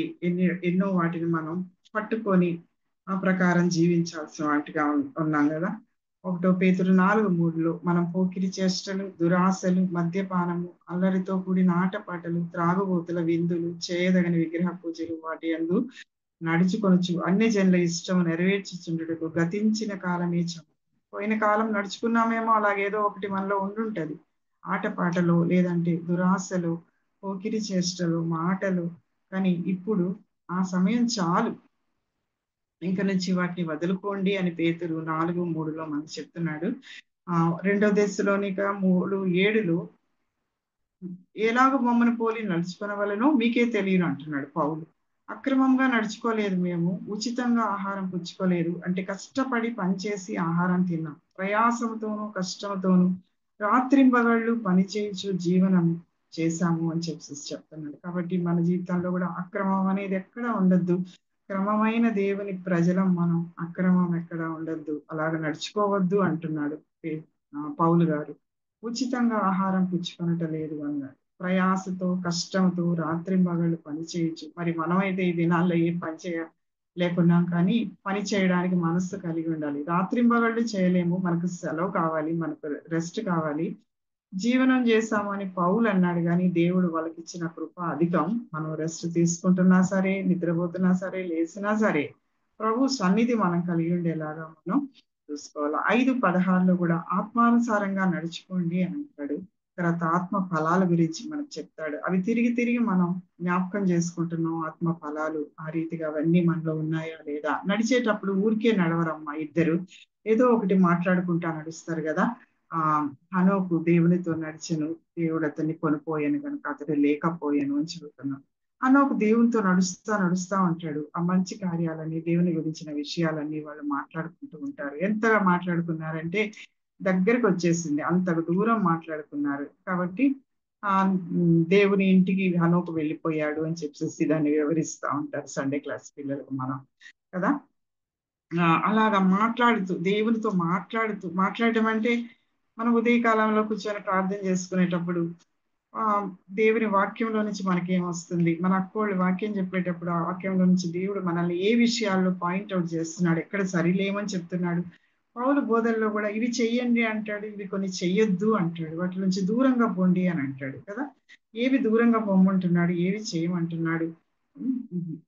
అబ్రహాము తనకు ప్రియమైన వాడు, తన స్నేహితుడైనా కూడా దేవుడు ఎంత క్లియర్ గా చెప్పాడు కదా. హాగర్ని పెళ్లి చేసుకున్న తర్వాత నా సన్నిధిలో నడిచుచు నిందారహితుడమైంది, నీ మీద నింద వచ్చింది, ఇది నా దృష్టిలో కూడా మంచిది కాదు. ఆయన తలంపు లేకుండా, ఆయన మాట లేకుండా హాగర్ని ఆయన పెళ్లి చేసుకున్నట్టుగా ఉన్నాడు. అందుకే దేవుడు కొన్ని సంవత్సరాలు అబ్రహాంతో మాట్లాడినట్టు మనకు అక్కడ కనబడదు.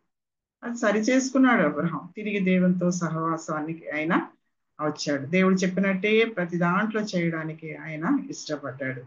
ఆ తర్వాత 1 దశలోనిక 4:1 అపోస్తల బోధ ప్రకారం, లేఖనాల ప్రకారం నడుచుకోవాలి. పౌలు ఏమంటాడంటే నన్ను పోలి నడుచుకోండి అన్నాడు. ఆయన్ని పోలి ఎలా నడుచుకుంటాం, ఆయన లేడు కదా ఇప్పుడు. ఆయన చెప్పిన బోధ, అపోస్తలుల బోధ మనకుంది, లేఖనాలు మనకు రాసి పెట్టించిపోయారు. వారి జీవితాలు, వారి యొక్క పరిస్థితులు, మన ముందున్న మన సహోదరులు వారి పరిస్థితులు, వాళ్ళు ఎలాగా, వాళ్ళ దగ్గర మనం కౌన్సిల్ అడగచ్చు, ఆలోచన అడగచ్చు. ఈ విషయాల్లో ఏం చేయమంటారు అక్క, ఎట్లా చేద్దాం, ప్రార్థన చేద్దాం మనం. కాబట్టి ప్రార్థన, వాక్య ధ్యానం, వాక్యం కోసం కనిపెట్టుకొని ఉండడం, మందిరాన్ని విడిచిపెట్టకుండా ఉండడం. చాలా మందికి మందిరం విడిచిపెట్టి వేరే దగ్గరికి వెళ్ళడం ఇష్టం ఉంటుంది. అలా కాదు, అక్కడ బాగుంది, అక్కడ పాటలు బాగున్నాయి, అక్కడ వాయిద్యాలు బాగున్నాయి అనుకుంటూ ఉంటారు. అలా కాదు, దేవుని మందిరంలో నిలిచి ఉండడం, సహవాసంలో నిలిచి ఉండడం, వీటన్నిటి ద్వారా మనం దేవుని స్వరాన్ని వినగలం అన్నమాట. ఈ మార్గాల్లో నడవడానికి చాలా స్ట్రిక్ట్ అయిన, చాలా ఖచ్చితమైన ఆయన ఆజ్ఞలకి లోబడ్డమే ఈ యొక్క పరిశుద్ధ మార్గం యొక్క గుణం కదా. ఈ పరిశుద్ధ మార్గంలో నడవాలి, నిలబడాలి అంటే ఖచ్చితమైన ఆయన ఆజ్ఞలు, స్ట్రిక్ట్ గా ఉండే ఆయన ఆజ్ఞలు మనం అనుసరించాలి. ఈ మార్గము అపవిత్రతలో నుంచి పవిత్రతలోనికి వెళ్ళి కొనసాగే మార్గం అన్నమాట. ఒకవేళ అపవిత్రులు వస్తే కూడా వాళ్ళకి ఈ మార్గాన్ని గురించి మనం బోధించాలి. పరిశుద్ధత ఎలా పొందుకోవాలో, క్రొత్త జీవిత విధానం ఇది అనేది వాళ్ళకి మనం క్లియర్ గా చెప్పాల్సిన ఉంది. నిజంగా మనం కోల్పోయిన ప్రవీణ్ గారు, గంటెల ప్రకాష్ గారు, వాళ్ళ జీవితంలో వాళ్ళు చాలా చక్కగా వాక్యాన్ని వివరించి చెప్పగలిగిన వారు. కానీ ప్రభు సమయంలో వారు ప్రభు దగ్గరికి వెళ్ళిపోయారు. మళ్ళీ అలాంటి వాక్యాన్ని చక్కగా వివరించగలిగిన వాళ్ళు మనకు అవసరం. కొన్ని క్వశ్చన్స్ కి చాలా సూట్ అయిన జవాబులు కూడా ఆయన ఇవ్వగలిగిన వాళ్ళు. ఆయన కుటుంబం కోసం కూడా మనం ప్రార్థించాలి, వాళ్ళ ఇరువురి కుటుంబాల కోసం. కాబట్టి అడవులలో రాజబాటలు ఏర్పరిచే దేవుడు, అదెంత పరిశుద్ధమైన మార్గమో, అదెంత పవిత్రమైన మార్గమో. అపవిత్రులు దాంట్లో పోవాలంటే కూడా పోలేరు. కొన్ని రోజులు వస్తారు, తర్వాత వెనక్కి తిరిగి పోతారు. వెనక్కి తిరిగిపోయిన వాళ్ళ కోసం కూడా మనం విడిచిపెట్టకుండా ప్రార్థించాల్సిన వాళ్ళంగా ఉన్నాము. అది మార్గమున పోవు వారికి ఏర్పరచబడి, ఎవరైనా రావచ్చు ఆ మార్గంలో, కానీ వచ్చే వాళ్ళు మాత్రం ఆ యొక్క స్ట్రిక్ట్ లాస్, దేవుని యొక్క ఆజ్ఞలు మనం అనుసరించే వాళ్ళంగా పరిశుద్ధంగా పరిశుద్ధ జీవితం యొక్క నమూనాని మనం చూపించాలి. దాంట్లో రాగలిగిన వాళ్ళు రాస్తారు. మూఢులైనను దానిలో నడుచుచు త్రోవను తప్పక ఇందురు. ఒకవేళ జ్ఞానం లేని వాళ్ళు, మూఢులు, మాట వినని వాళ్ళైనా సరే దాంట్లోకి వచ్చి నడుస్తూ ఉంటే ఆయన మార్గాల్లో త్రోవ తప్పకుండా దేవుడే వాళ్ళని నడిపిస్తాడు. ఇందాక కూడా చదువుకున్నాం కదా, తన నామమును బట్టి నీతి మార్గాల్లో నన్ను నడిపిస్తాడు. వాళ్ళు అటు ఇటు తొలగినా కూడా సరే పెద్దలు, బాధ్యత కలిగిన సహోదరులు వాళ్ళని దగ్గరికి తీసుకొని తిరిగి త్రోవలో వాళ్ళని పెడతారు. అలాంటి విషయాలు మనం మన సంఘాల్లో చాలా చూస్తాం. ఈ 9వ వచనం, అక్కడ సింహం ఉండదు. మనం వెళ్ళి ఆ రాజమార్గము, ఆ పరిశుద్ధ మార్గం యొక్క కొసలో అంటే ప్రభు వారు వచ్చినప్పుడు మనం వెళ్ళి ఆ రాజ్యంలో సింహం ఉండదు, అపవాది ఉండనే ఉండడు. వాడే కదా ఈ యొక్క ప్రయాసాలు, ఈ యొక్క కష్టాలు, ఈ రోగాలు, యాక్సిడెంట్స్. ఒకవేళ ఈ కష్టాలన్నిటిని బట్టి మనం కృంగినప్పుడు కూడా మనం ఒకటి గుర్తు చేసుకోవాలి, ప్రభు ఒక మార్గాన్ని నాకు ఏర్పరిచాడు, ఆ మార్గంలో నేను వెళ్తున్నాను. ఈ మార్గంలో వెళ్ళేటప్పుడు వచ్చే ఈ అడ్డంకులు సాతాను దగ్గర నుంచి వచ్చినా సరే దేవుడు అనుమతించాడు కాబట్టి దీంట్లో నేను నిలిచి ఉండాలి, ఇది నాకు ఆశీర్వాదకరంగా చేస్తాడు దేవుడు అని మనం నేర్చుకోవాలి. కొంచెం కష్టం, ఇబ్బంది రాగానే ఇది దేవుని మార్గం కాదు అని చెప్పి వెళ్ళిపోయే వాళ్ళు ఉన్నారు. నేను దీంట్లో నిలిచి ఉండలేను, దీన్ని చెయ్యలేను అని వాళ్ళు ఉన్నారు. అది వాళ్ళకి కష్టంగానే ఉండొచ్చు, కానీ అక్కడ నిలిచి ఉన్నప్పుడు దేవుని ఆశీర్వాదాలు వాళ్ళ ఆ మార్గంలో త్రోవలో నడుచుచు త్రోవను తప్పక ఉందురు. ఈ దినాల్లో చాలా మంది చూస్తున్నాం, ముఖ్యంగా కుటుంబాలను అటాక్ చేస్తున్నట్టున్నాడు వీడు సాతానుడు. కాబట్టి చాలా మంచిగా చదువుకున్న వారు, చాలా జ్ఞానం గల పిల్లలు ఉన్నట్లుండి కుటుంబంలో డైవర్స్ కోసం వెళ్తున్నారు. పిల్లలు కూడా ఉన్నారు వాళ్ళకి. ఇలాగ చాలా కుటుంబాల కోసం మేము ప్రార్థన చేస్తున్నాం. తల్లిదండ్రులు చెప్పినా వినరు, పెద్దవాళ్ళు చెప్పినా వినరు, అసలు చెప్పొద్దు మాకు అన్నట్లుగా ఉన్నారు అన్నమాట. మీరు చెప్తే మేము ఇంకేమన్నా చేసుకోవాల్సి వస్తుంది అని కూడా మాట. కాబట్టి వాళ్ళకి ఇంకేం చెప్పలేము, ఒకటి ప్రార్థన చేయడం మాత్రమే. ఈ యొక్క మార్గంలో మనం ప్రార్థన చేయడం, మన కుటుంబాల కోసమే కాకుండా మన సంఘస్థుల కోసం, మనకు తెలిసిన వాళ్ళ కోసం. ప్రభు అయితే మనకు మనుషులందరి కోసం ప్రార్థన చేయమని చెప్పాడు. అందరి కోసం మనం ఆ మాట మాత్రం చేయగలం. మనుషులందరి కోసం ప్రార్థన చేస్తున్నాం ప్రభు, అధికారులని, అందరినీ అందరినీ కూడా మీరు జ్ఞాపకం చేసుకోండి, రక్షించుకోండి అని చేస్తున్నాం. కానీ ఈ ప్రత్యేకంగా మన సంఘాల్లో ఉన్న వాళ్ళు, మన పిల్లలు, వీళ్ళ కోసం మనం ఈ కుటుంబాలు చెదరిపోకుండానట్లు కొంతమంది అయితే తీసేసుకున్నారు డైవర్స్, మరి ఒంటరిగా అలా జీవించాలని అనుకుంటున్నారు. దేవుడే వాళ్ళకి అధికమైన కృపనివ్వాలి. ఈ త్రోవను తప్పక మనం నడవాలి ఆయన మార్గాలు అనేది మనం మన పిల్లలకి నేర్పించాల్సి ఉంటుంది. నిజమే, ఇప్పుడు కల్చర్ చాలా మారిపోయింది నిజమే, కానీ దేవుడు మారలేదు, ఆయన మార్గాలు మారలేదు కదా. అవి మనం చిన్నప్పటి నుంచి వారికి బోధించాల్సిన వాళ్ళంగా ఉన్నాం. ఈ దినాల్లో ఏమి చెప్పలేకున్నాం. పిల్లల డ్రెస్సింగ్ విషయంలో కానీ, వాళ్ళ నడవడి విషయంలో కానీ ఏమి చెప్పలేకున్నాం. ప్రార్థనలో మనం మోకరించి ప్రభు సన్నిధిలో మొరపెట్టుకోవాల్సింది. కానీ మనం వెళ్ళి ఆ రాజ్యంలో, ఆ ఉద్యానవనంలో, ఏదైనా తోటలో ఏదైతే ఆదాము పోగొట్టుకున్నాడో ఆ గత వైభవం తిరిగి తీసుకురావడం కోసం, ఆ ఉద్యానవన అనుభవం, దేవుని సన్నిధి అనుభవం మనం పొందేదాని కోసం ప్రభు వచ్చి మనల్ని తీసుకెళ్తాడు కదా. అక్కడ సింహం ఉండదు, అక్కడ అపవాది ఉండనే ఉండడు. క్రూర జంతువులు దాని ఎక్కవు. మనల్ని శోధించే ఆ క్రూర జంతువులు, అపవాది సంబంధమైనవి, ఆ శోధనలు అక్కడికి ఎక్కనే ఎక్కవు, అవి అక్కడ కనబడవు. కాబట్టి మనం ఎంతో నెమ్మదిగా అక్కడ మనం ఉండొచ్చు. విమోచింపబడిన వారే అక్కడ నడుచుదురు, విమోచించబడిన వారే అక్కడ నడుచుదురు అని చెప్పేసి మనం చూస్తా ఉన్నాం. యెహోవా విమోచించిన వారి విమోచన అనేది చిన్న విషయం కాదమ్మా. విమోచన ఆయన రక్తం యొక్క శక్తి, ఆయన రక్తం యొక్క బలం, ఆయన యొక్క శ్రమల యొక్క అనుభవం. నిజంగా లోకం ఎలాగుందంటే అలాగా భయంకరమైన స్థితిలో ఉంది ఈ దినాల్లో. మరి ఎప్పుడెప్పుడు ప్రభు వచ్చేస్తాడు అని కొన్నిసార్లు అనిపిస్తుంది. ఎప్పుడెప్పుడు మరి ఇంతమంది మారలేదే, ఇంకా ఉన్నారే అనేసి ఒక్కొక్కసారి అయ్యో అనిపిస్తుంది కదా. కానీ మనం విమోచించబడ్డామంటే అది దేవుని మహాకృప. బండి మోకుల చేత పాపాన్ని లాక్కుంటున్నారు అని అంటాడు కదా. బండి మోకుల చేత పాపాన్ని లాక్కుంటున్నారు. పాపం వెంబడి పాపం, అవిధేయత వెంబడి అవిధేయత రోజు రోజుకి కూర్చుకుంటున్నట్టుగా లోకంలో మనకు కనిపిస్తా ఉంది. కానీ విమోచించబడిన మనం పాటలు పాడుచు తిరిగి సియోనుకి వస్తారు. సియోను కొండ అది దేవుని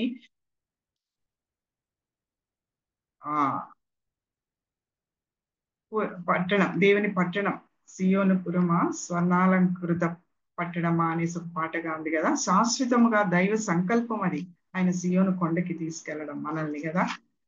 సీనాయి కొండ దగ్గర అయితే వాళ్ళు దాన్ని ఆ యొక్క ఆజ్ఞలు వచ్చే లోపల భయపడి చచ్చిపోయారు కదా. ఆ కొండ కంపిస్తా ఉంది, దాని ధూమం అంతకంతకు రేగుతా ఉంది, గూరి శబ్దం అంతకంతకు మోగుతా ఉంది. అయ్యో మేము దాని దగ్గరకు వస్తే చచ్చిపోతాం, దేవుడు మాతో మాట్లాడితే చచ్చిపోతాం. దేవుడు కూడా చెప్పాడు, ఎవరు కొండని తాకకూడదు, దూరంగా ఉండండి. దానికి మేరలు ఏర్పరిచాడు. జంతువు అయినా సరే అక్కడ తాకితే చంపబడుతుంది. కానీ ఈ సియోను కొండకి మనం పాటలు పాడుచు తిరిగి వెళ్తాము. మన తలల మీద నిత్యానందం ఉండను, వారు ఆనంద సంతోషములు గలవారే వచ్చెదరు, దుఃఖమును నిట్టూర్పును ఎగిరిపోయి. నిజంగా మన తలల మీద నిత్యానందం, ఎప్పుడు ఉండే ఆనందం. ఈ భూమి మీద ఒకసారి ఆనందం ఉంటది, ప్రభువును బట్టి ఆనందిస్తున్నాం నిజమే, కానీ కొన్నిసార్లు చుట్టుపక్కల ఉండే పరిస్థితులను బట్టి మనం కొంచెం కృంగే వాళ్ళంగా ఉన్నాం కదా. నిజంగా నిత్య ఆనందం అంటే అది మనం ప్రభు దగ్గరికి వెళ్ళినప్పుడు వారు ఆనంద సంతోషములు గలవారై వచ్చెదరు, దుఃఖమును నిట్టూర్పును ఎగిరిపోవును. మన పరిస్థితులను బట్టి కొన్నిసార్లు దుఃఖము నిట్టూర్పులు కూడా మన జీవితంలో ఉన్నాయి. ఇవన్నీ ఎగిరిపోయే దినం సమీపిస్తుందని చెప్పి ఈ యొక్క అధ్యాయం మనకు తెలియజేస్తా ఉంది. దీన్ని బట్టి మన విమోచన, మన రక్షణ సామాన్యమైందని మనం ఎంచుకోవద్దు. ఇంత గొప్ప రక్షణ అని చెప్పాడు. మన విమోచన, ఆయన పేరు పెట్టి మనల్ని పిలిచాడు కదా. పరిశుద్ధమైన పిలుపుతో, విలువైన పిలుపుతో, పరలోకపు పిలుపుతో ఆయన మనల్ని పిలిచాడు కదా. ఆ రక్షణ ఎప్పుడు కూడా మనం తక్కువ చేయొద్దు. ఆ రక్షణ ఆనందం మనకుంది. చెప్పన సఖ్యమును మహిమాయుక్తమైన సంతోషము అని చెప్పేసి రాయబడింది నిజమే. కానీ మనుషులంగా కొన్నిసార్లు కొంత కృంగినప్పుడు, చుట్టూ పరిస్థితులను చూసి భయపడినప్పుడు, కల్లోల పడినప్పుడు మనకు దేవుని దగ్గర ఈ ధైర్యము, ఈ సంతోషం, ఆయన రాజ్యాన్ని గురించిన తలంపులు మనకెంతో ఆనందాన్ని, సంతోషాన్ని కలిగిస్తాయి. ఇలాగా ఈ యొక్క అధ్యాయం చదువుకోవడానికి ప్రభు మనకు సాయం చేసినందుకే ప్రభుని స్తుతిస్తున్నాను. అమ్మ, నాకు ఇచ్చిన సమయాన్ని బట్టి మీకు వందనాలు చెల్లిస్తున్నాను. వందనాలు సిస్టర్. వందనాలు.